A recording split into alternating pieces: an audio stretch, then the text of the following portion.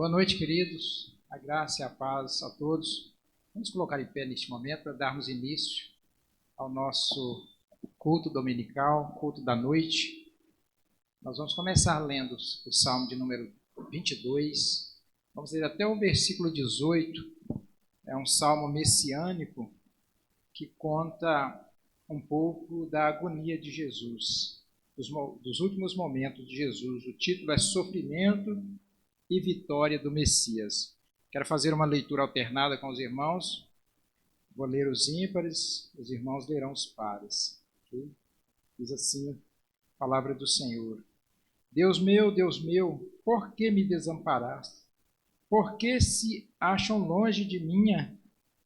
Por que se acham longe de minha salvação as palavras de meu bramido?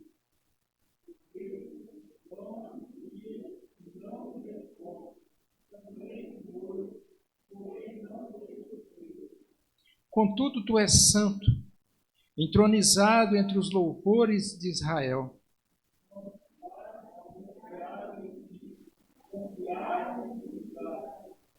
A ti clamaram e se livraram, confiaram em ti e não foram confundidos.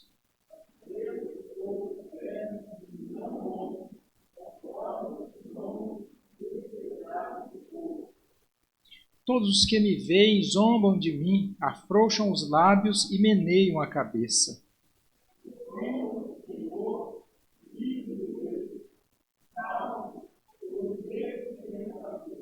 Contudo, tu és quem me fez nascer e me preservaste, estando eu ainda ao seio de minha mãe.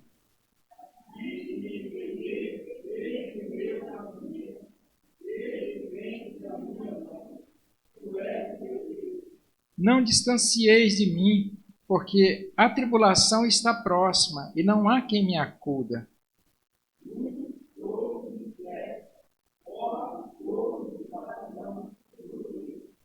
Contra mim abrem a boca, como faz o leão que despedaça e ruge.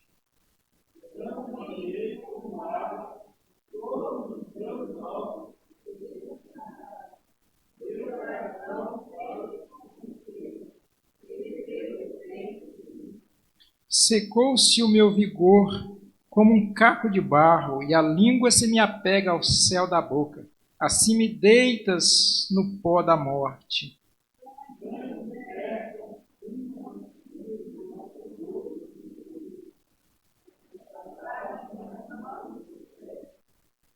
Posso contar todos os meus ossos, eles me estão olhando e encarando em mim.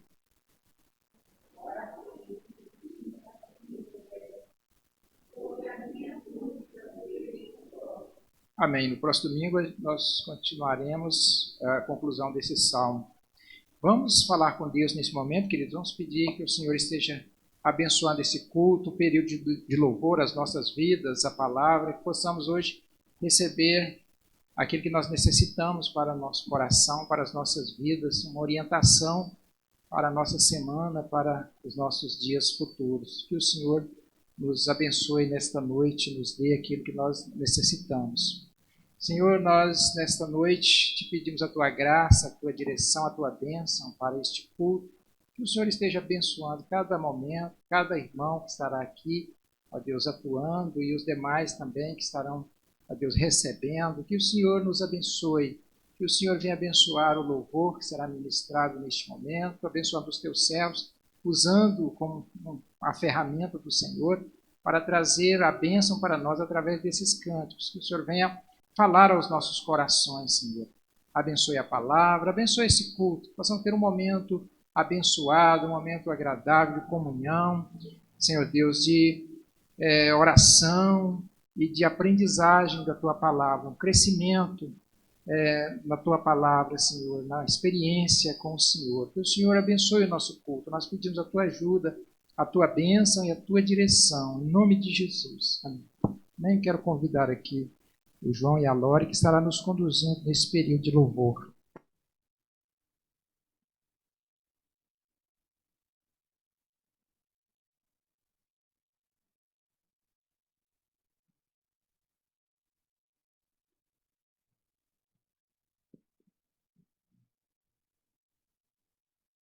Graças a Deus. Somos gratos a Ele por tudo que Ele tem nos feito. E apesar de permitir tamanhas lutas em nossas vidas, Ele tem cumprido a palavra que diz que Ele estaria conosco em todo o tempo. E é por isso que nós o louvamos. E é com toda certeza que cantamos que Deus está aqui, porque isso é uma verdade. Uma verdade na minha vida, na sua vida, uma verdade na vida da igreja, daqueles que clamam e daqueles que têm fé. Venhamos rogar a Ele com essa canção.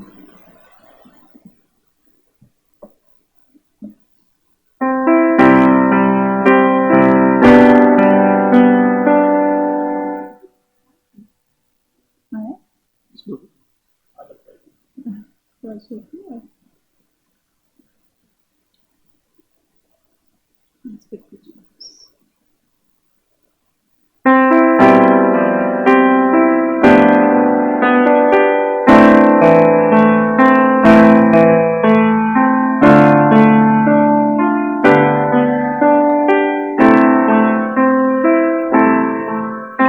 O Espírito de Deus está aqui.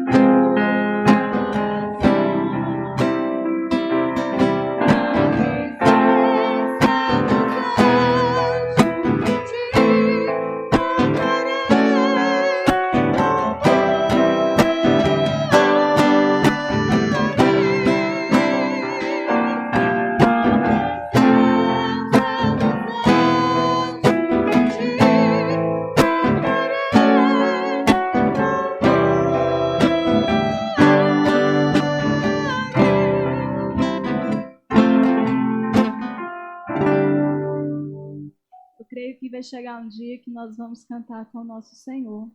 E nos tempos atuais que temos vivido, essa é a nossa esperança. Que um dia toda a luta vai passar, todo o conflito vai cair por terra, e que nós vamos poder olhar e dizer que estamos reunidos em família, nos amando em família, nos respeitando como tal. Porque assim será uma verdade na frente do nosso Senhor. Crendo nisso, nós vamos cantar que nós queremos adorar ao Pai. E logo depois, no final, nós vamos cantar que Deus está aqui, que é uma certeza que nós temos que inculcar em nós cada vez mais, porque Ele é real. Pai, eu quero contemplar.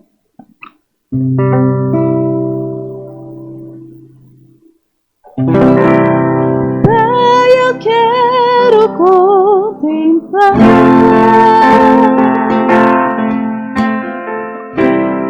tua glória e majestade.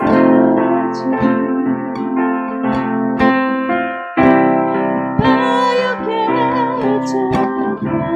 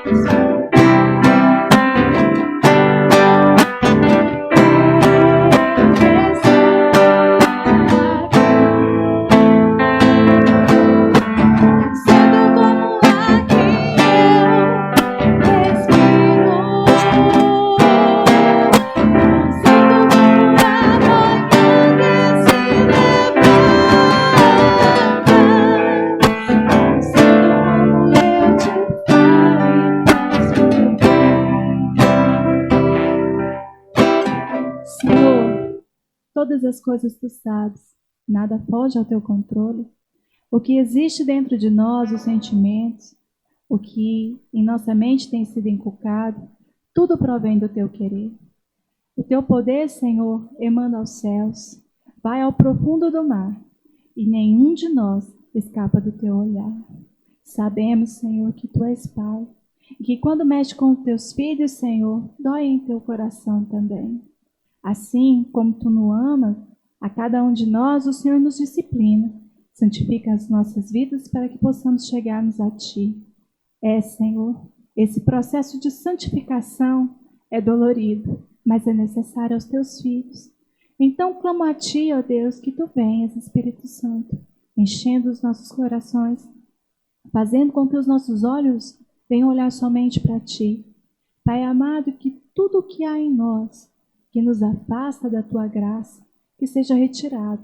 Retira de nós o mais profundo pecado, para que possamos nos chegar a Ti, ó Pai, limpos, puros, e possamos, Senhor Deus, cantar na mansão celestial que temos um Pai que tem olhado por nós, que hosanas nas alturas, que estamos unidos para Te render graças, que a começar de hoje, assim possamos agir em testemunho da Tua palavra, querendo sempre Te louvar, Te bendizer. Amém.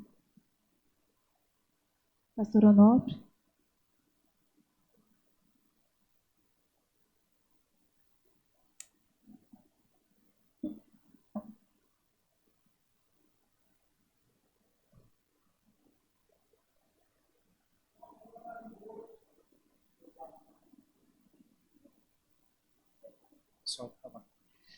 Lá nas suas casas. Queridos, como é importante louvar o Senhor, como é bom. A aula da escola dominical, nós aprendemos que o Senhor está no centro, no trono, e a igreja está em volta do trono, adorando, os anjos também, e os animais também, os seres, todos os seres viventes. E tem um salmo que fala que até os seres inanimados, como a lua, o sol, todos louvam o Senhor. É um privilégio nós podermos louvar o Senhor. Eu quero ler um versículo aqui com os irmãos, porque nós vamos agora fazer outra adoração, que é entregar os nossos dízimos e as nossas ofertas. Se alguém trouxe a sua oferta, o seu dízimo, após a leitura, e quando nós estivermos cantando aqui, louvando o Senhor, você pode trazer, aqui alguém vai passar para vocês o envelope. Tem alguém que vai fazer isso? Nós? Pode ser, Rafael? Passa os envelopes aí de ofertas e de dízimo, para que os irmãos possam fazer. Enquanto o Rafael pega o gasofilácio, vamos ler então, 2 Coríntios, capítulo 9, versículo 7. 2 Coríntios, capítulo 9, versículo 7, que diz assim, se não tiver encontrado, não tem problema, ouça. Cada um contribua segundo tiver proposto no coração, não com tristeza ou por necessidade, porque Deus ama a quem dá com alegria. Vamos louvar o Senhor, vamos cantar neste momento. Amém, irmãos. Vamos louvar o nosso Deus com o hino de número 11, Comunidade Estudantil.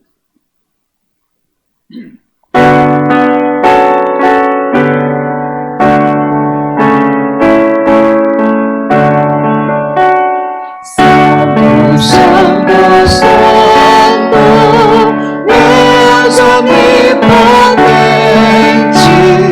louvam nossas vozes, teu nome confirmar. Santo, Santo, Santo, justo e compassivo,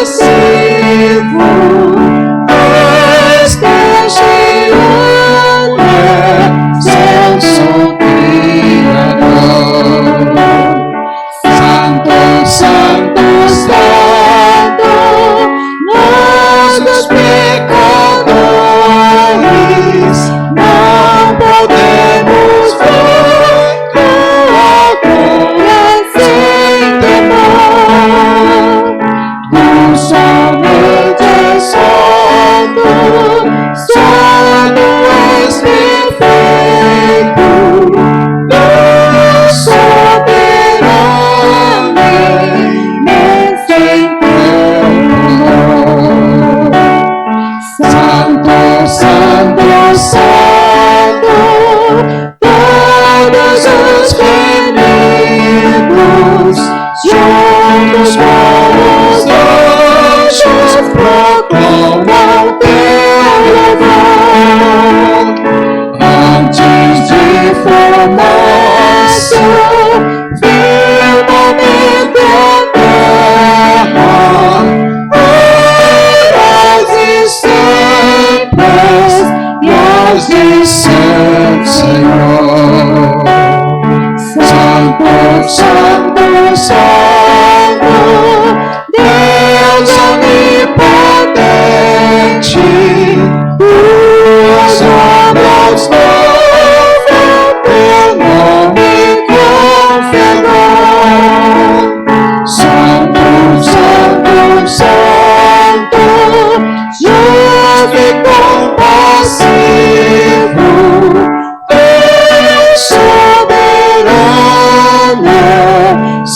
nosso Criador.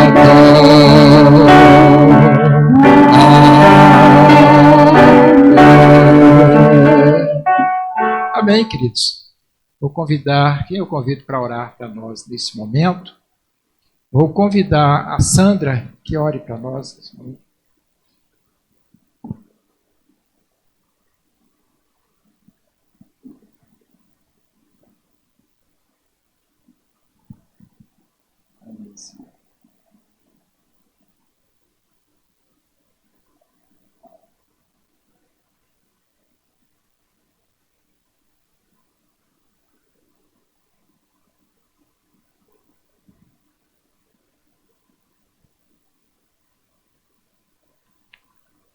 Amém, queridos. Podeis sentar.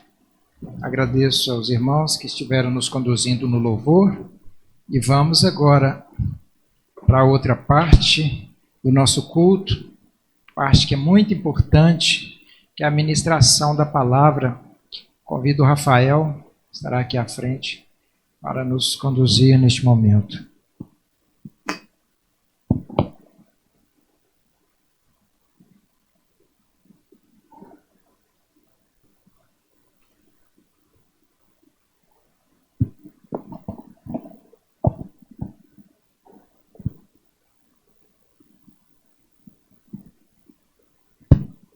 Boa noite, meus irmãos. A graça e a paz do nosso Deus. Amém? Vamos abrir as nossas Bíblias no Evangelho de Jesus, conforme a descrição de Lucas.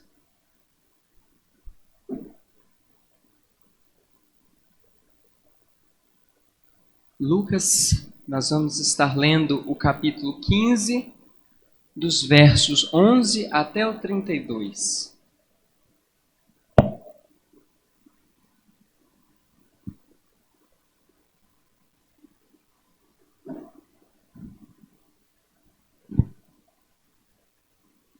Amém? Vamos dar início à leitura. Continuou: certo homem tinha 2 filhos. O mais moço deles disse ao pai: Pai, dá-me a parte dos bens que me cabe. E ele lhes repartiu os haveres. Passados não muitos dias, o filho mais moço, ajuntando tudo o que era seu, partiu para uma terra distante, e lá dissipou todos os seus bens, vivendo dissolutamente. Depois de ter consumido tudo, sobreveio àquele país uma grande fome, e ele começou a passar necessidade. Então ele foi e se agregou a um dos cidadãos daquela terra, e este o mandou para os seus campos a guardar porcos. Ali desejava ele fartar-se das alfarrobas que os porcos comiam, mas ninguém lhe dava nada. Então, caindo em si, disse: Quantos trabalhadores de meu pai têm pão com fartura, e eu aqui morro de fome? Levantar-me-ei e irei ter com o meu pai. E lhe direi: Pai, pequei contra o céu e diante de ti. Já não sou digno de ser chamado teu filho. Trata-me como um dos teus trabalhadores. E levantando-se, foi para o seu pai. Vinha ele ainda longe, quando seu pai o avistou, e o filho, compadecido dele, correndo, o abraçou e o beijou. E o filho lhe disse: Pai, pequei contra o céu e diante de ti. Já não sou digno de ser chamado teu filho. O pai, porém, disse aos seus servos: Trazei depressa a melhor roupa, vestiu, ponde-lhe um anel no dedo e sandálias nos pés. Trazei também e matai o novilho cevado. Comamos e regozijamos, porque este meu filho estava morto e reviveu, estava perdido e foi achado. E começaram a regozijar-se. Ora, o filho mais velho estivera no campo, e quando voltava, ao aproximar-se de casa, ouviu a música e as danças. Chamou um dos criados e perguntou-lhe que era aquilo. E ele informou: Veio teu irmão, e teu pai mandou matar o novilho cevado, porque o recuperou com saúde. Ele se indignou e não queria entrar. Saindo, porém, o pai procurava conciliá-lo.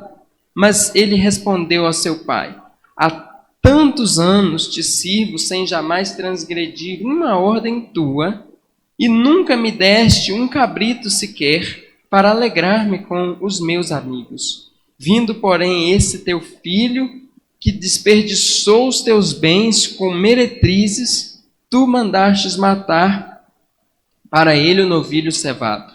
Então lhe respondeu o pai: meu filho, tu sempre estás comigo, tudo o que é meu é teu. Entretanto, era preciso que nos regozijássemos e nos alegrássemos, porque esse teu filho estava morto e reviveu, estava perdido e foi achado. Senhor Deus e eterno Pai, entramos em tua presença mais uma vez nesse momento para te pedir que o Senhor nos auxilie, Senhor, nessa pregação, falando aos nossos corações, para que possamos aprender mais através das ricas palavras do teu Filho Jesus, quando estava aqui na terra. Nos permita crescer e aprender mais da tua palavra. Usa-nos com o teu Espírito Santo, para que os nossos corações possam receber graciosamente a tua palavra e compreender, Senhor, a mensagem do Senhor para o teu povo. É no nome do teu Filho e amado Jesus que nós oramos. Amém. Meus irmãos, existia um homem extremamente rico que tinha 2 filhos, o mais velho e o mais moço. E o mais moço se dirigiu ao pai, pedindo a herança, a parte dele da herança, a parte que ele tinha que ganhar da herança, que ele queria sair para uma terra distante, estava curioso em conhecer como é que era o mundo lá fora, estava cansado, entediado de viver sempre naquele mesmo contexto, queria aventuras.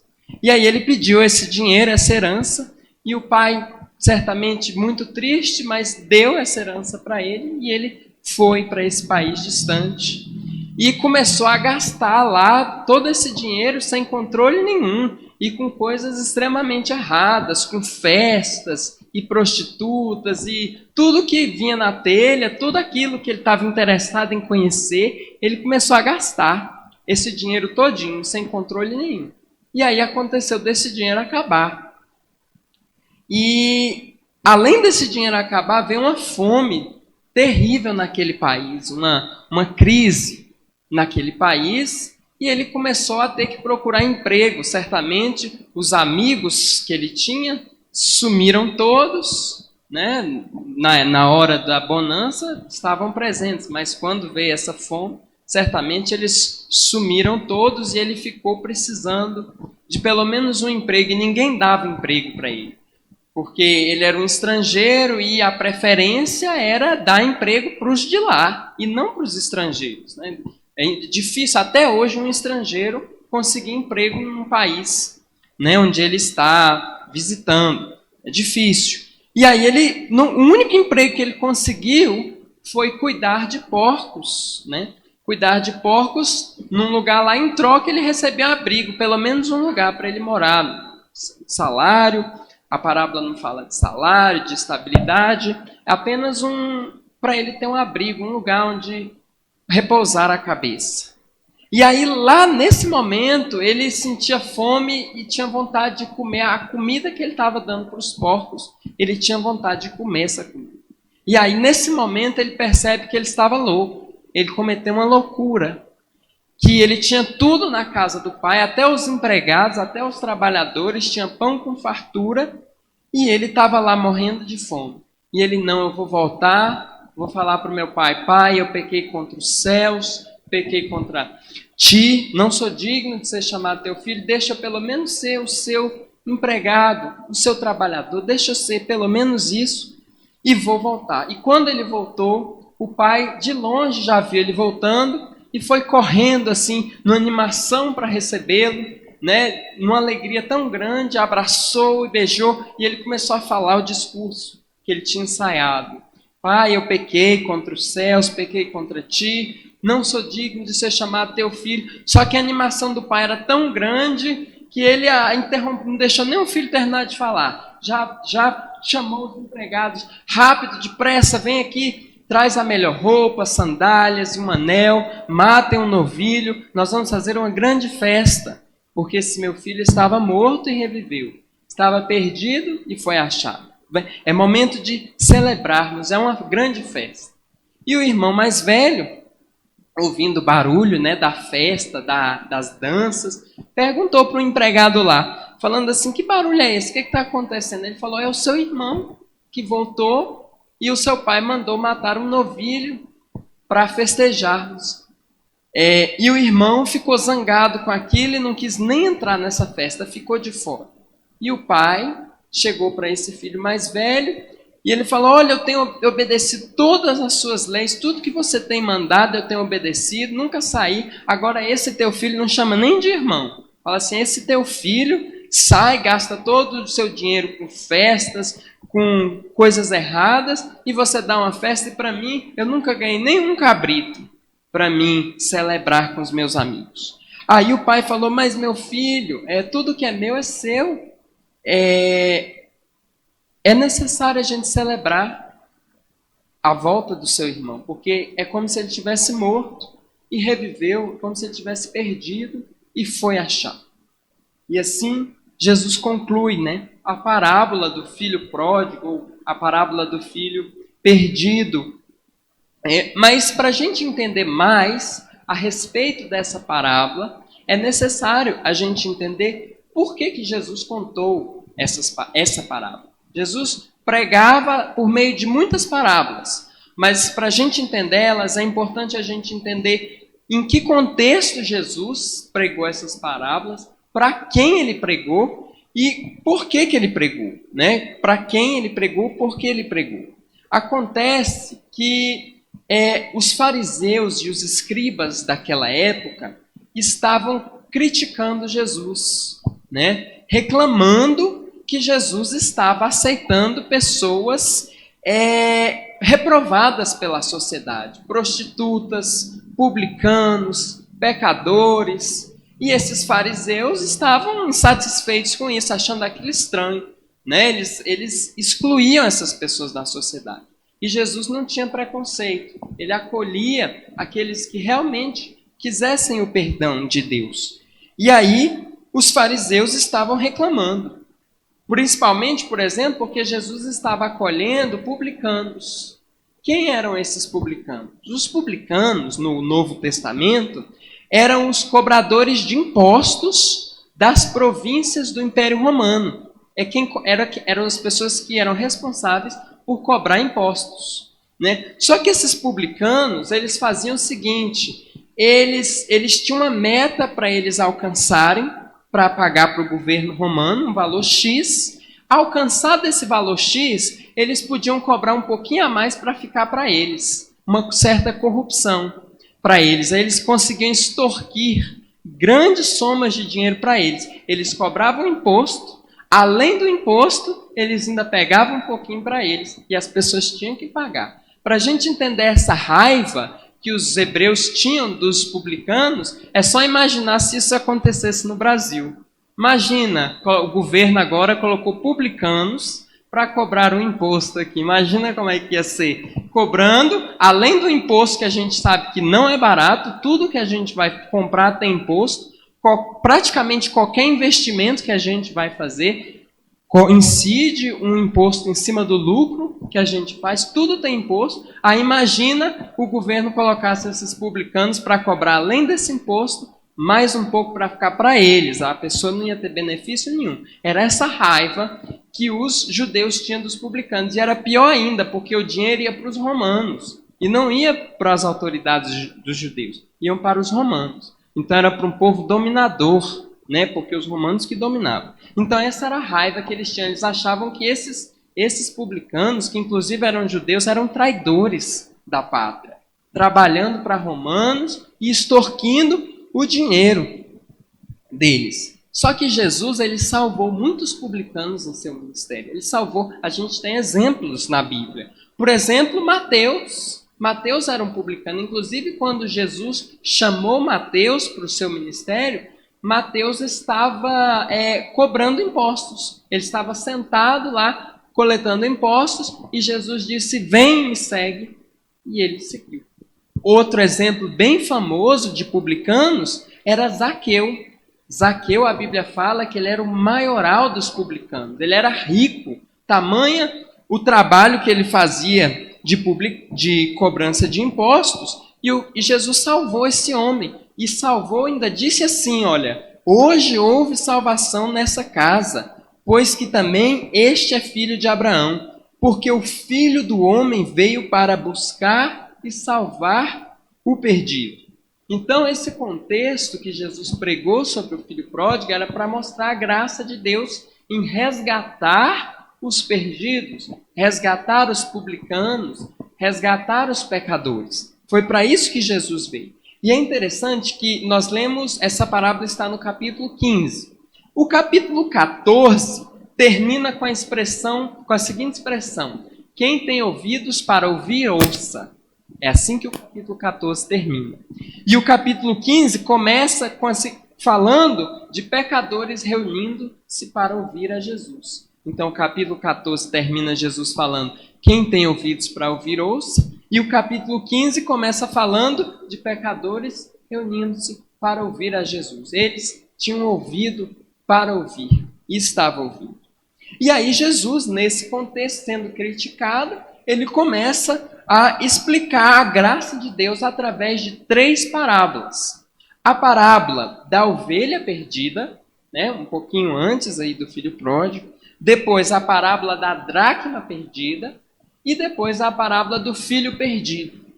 Essas 3 parábolas têm um significado semelhante. A ovelha, o pastor com 100 ovelhas, perdendo uma, deixa as 99 e vai para o deserto buscar a que se perdeu. E quando ele acha, ele fica tão feliz que ele celebra essa alegria, o fato dele ter achado. Aí Jesus fala, né, que a grande alegria no céu, há mais alegria no céu por essa uma ovelha que se perdeu do que 99 que não precisam de arrependimento.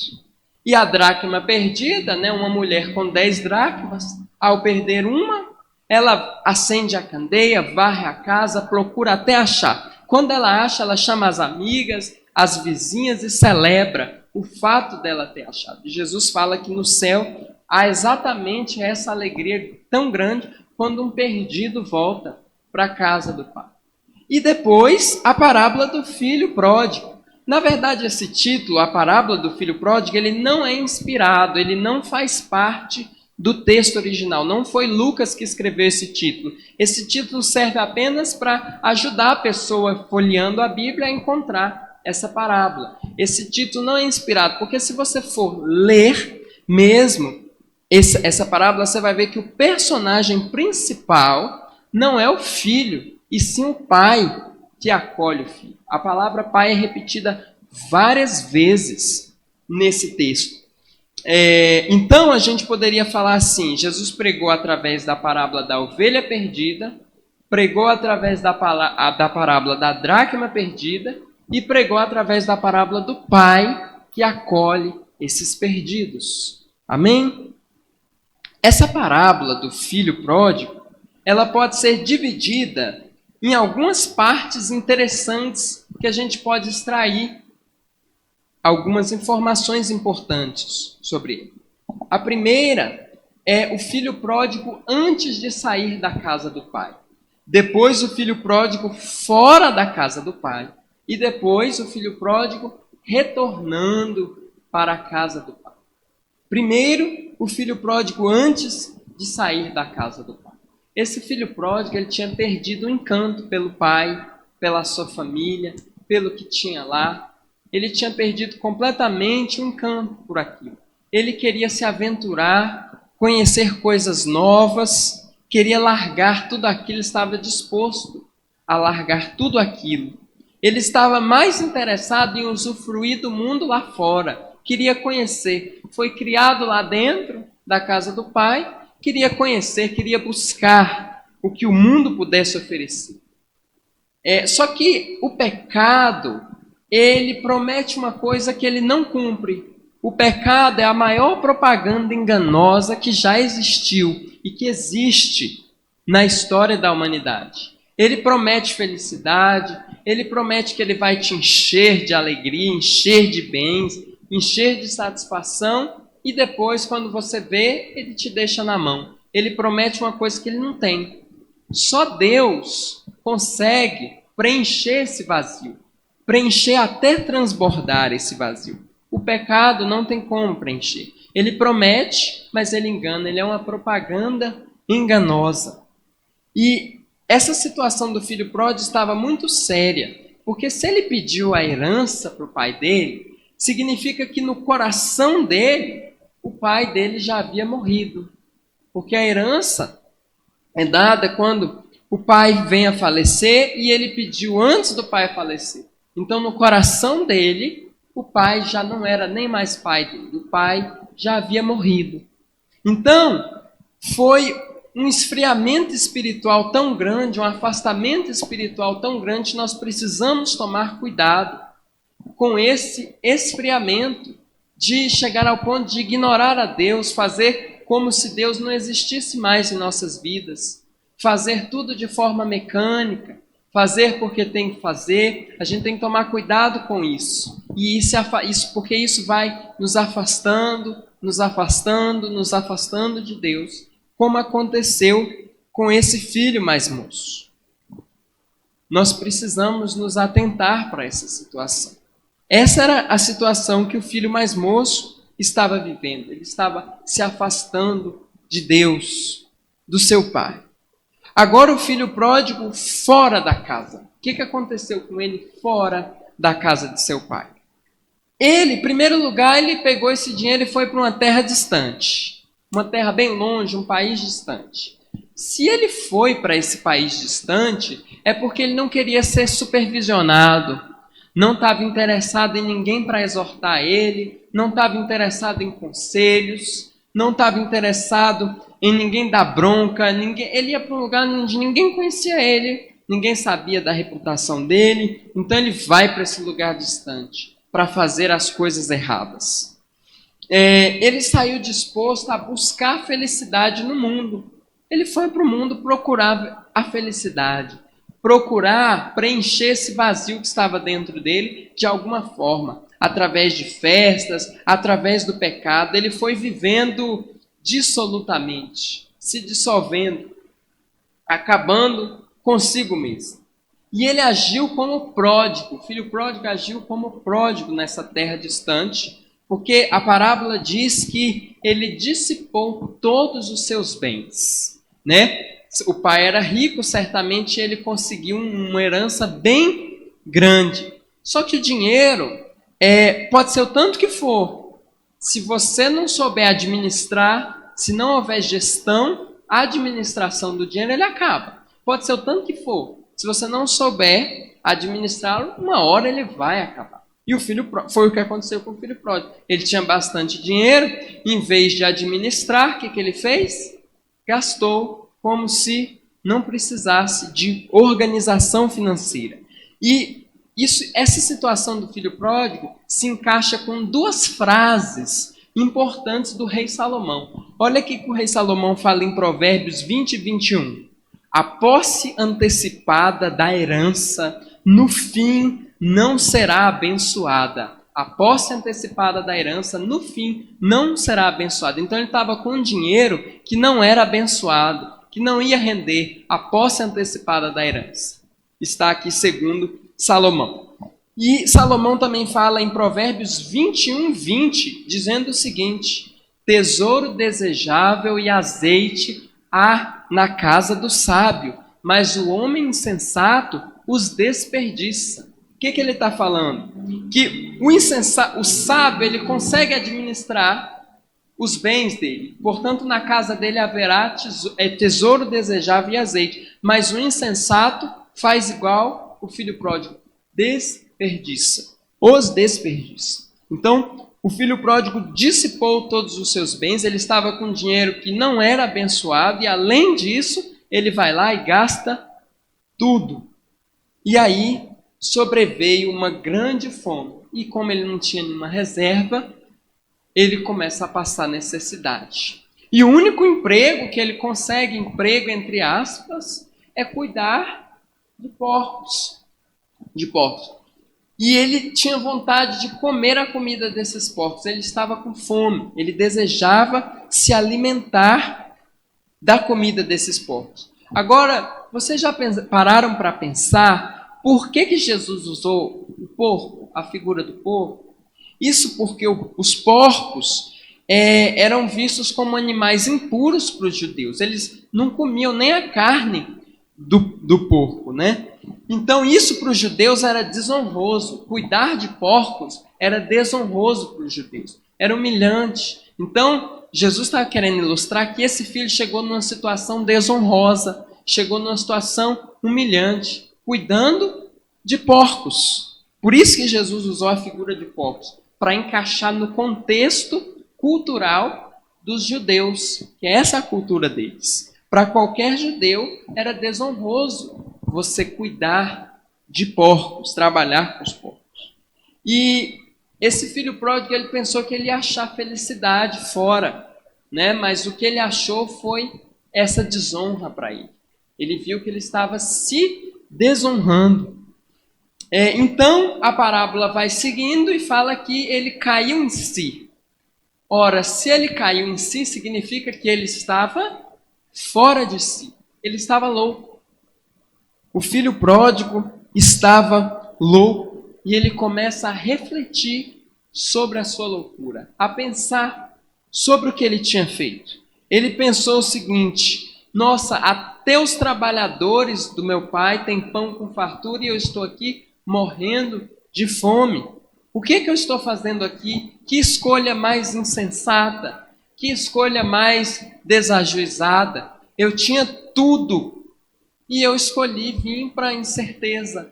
Eu tinha tudo certo e escolhi vir para esse mundo de incertezas. Isso era uma loucura. Ele caiu em si.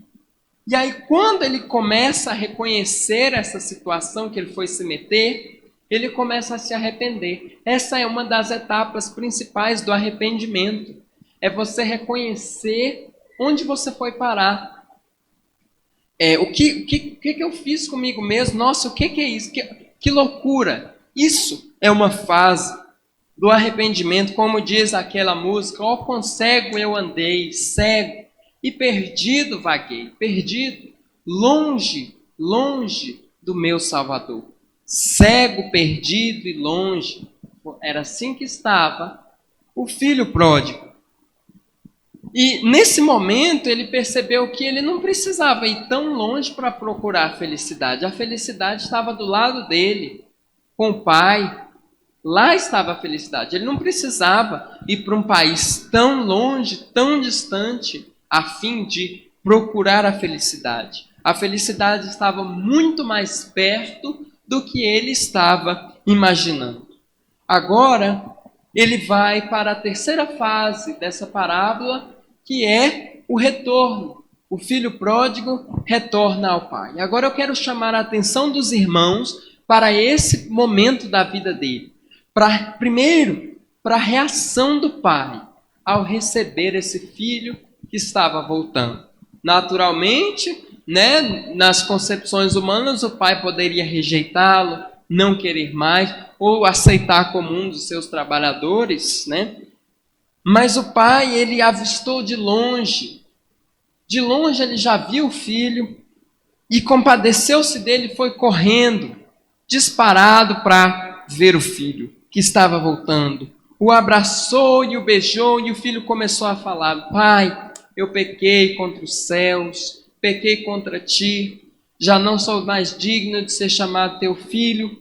E aí o pai, naquela animação tão grande, ele interrompe, não espera nem o filho terminar de falar. Ele já começa a chamar os outros trabalhadores e falar: rápido, depressa, tragam a melhor roupa, coloquem nele um anel, coloquem em seus pés sandálias, e matem um novilho. Grande vai ser a celebração, porque ele estava morto e reviveu, perdido e foi achado.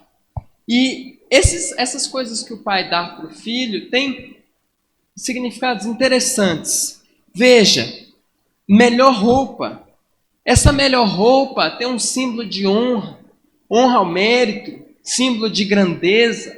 José recebeu de seu pai uma túnica talar de mangas compridas. E quando ele foi nomeado governador do Egito, qual foi uma das primeiras coisas que o faraó deu para ele? Roupas de linho fino.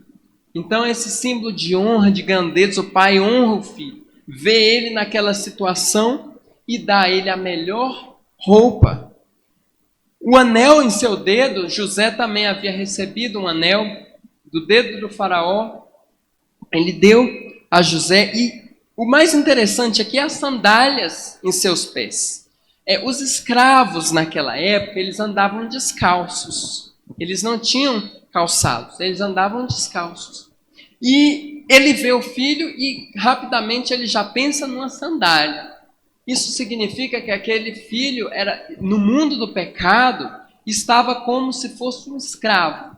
E ao retornar para a casa do pai, ele recebe a liberdade, um símbolo que significa a liberdade. É isso que Deus faz com as nossas vidas. Ele nos encontra em uma situação de escravidão e nos dá a liberdade. Em Deus somos livres.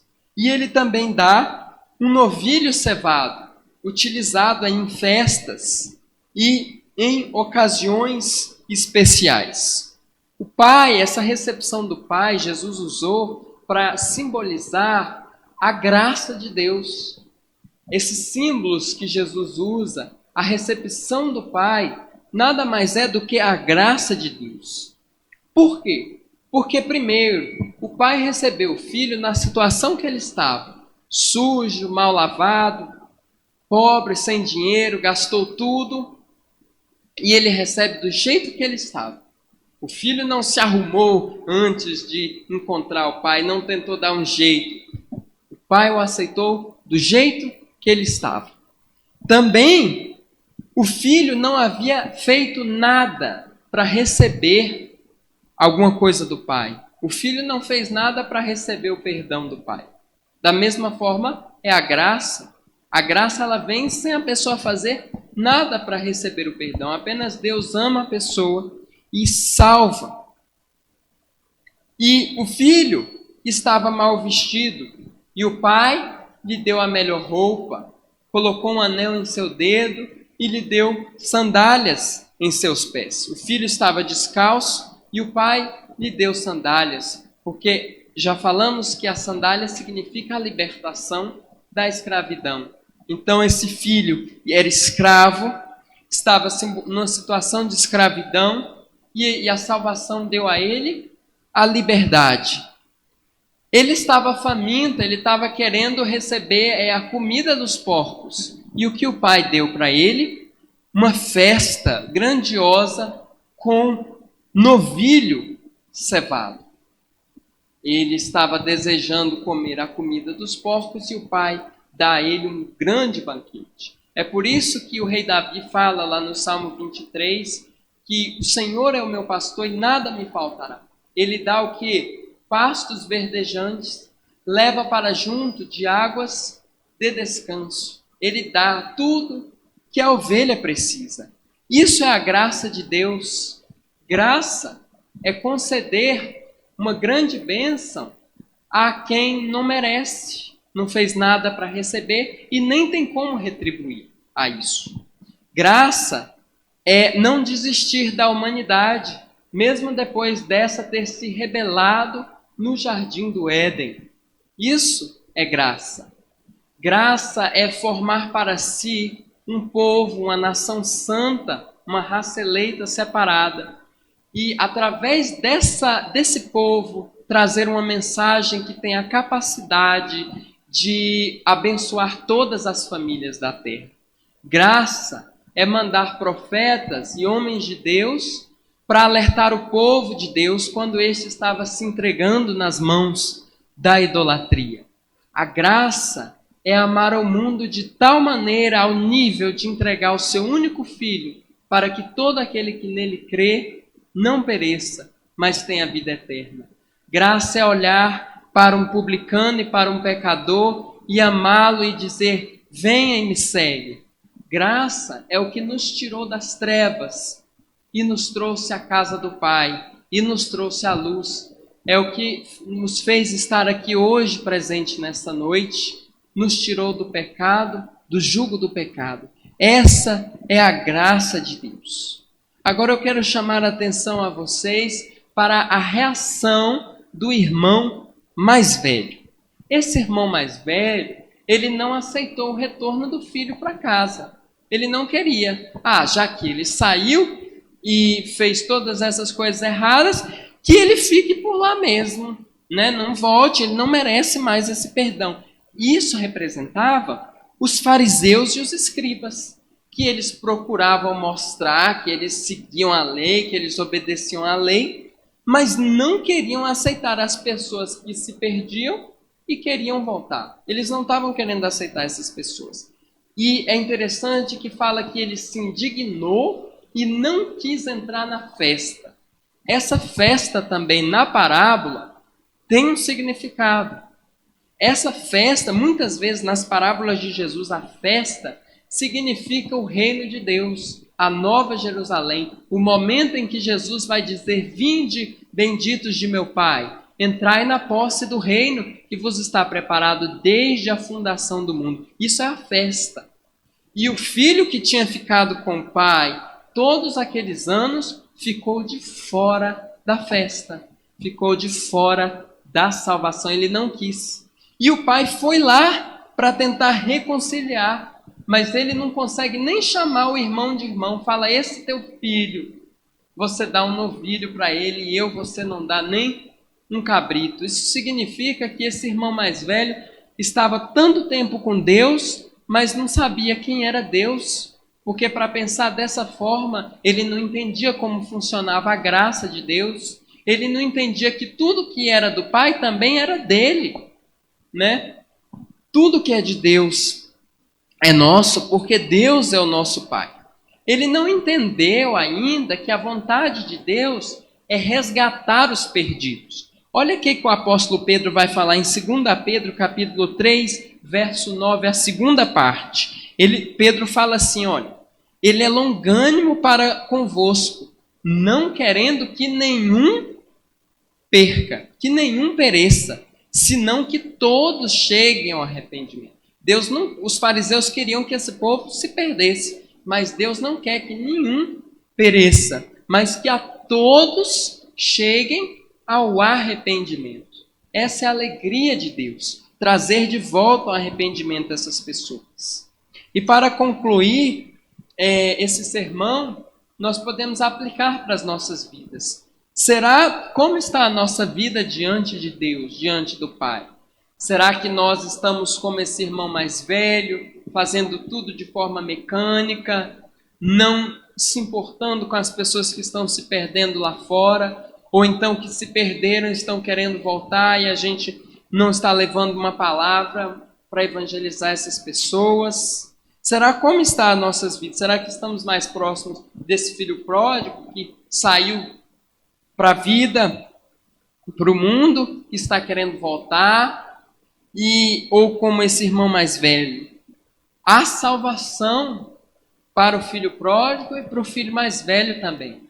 Deus está de braços abertos. A graça de Deus é incompreensível. É a manifestação imensa, incompreensível para as nossas mentes, do amor de Deus. O Senhor está de braços abertos para nos receber. É essa palavra que o Senhor nos traz essa noite, que Deus possa estar nos abençoando e que possamos estar aprendendo cada vez mais a respeito dos ensinamentos de Jesus. Chama aqui o pastor, que Deus nos abençoe.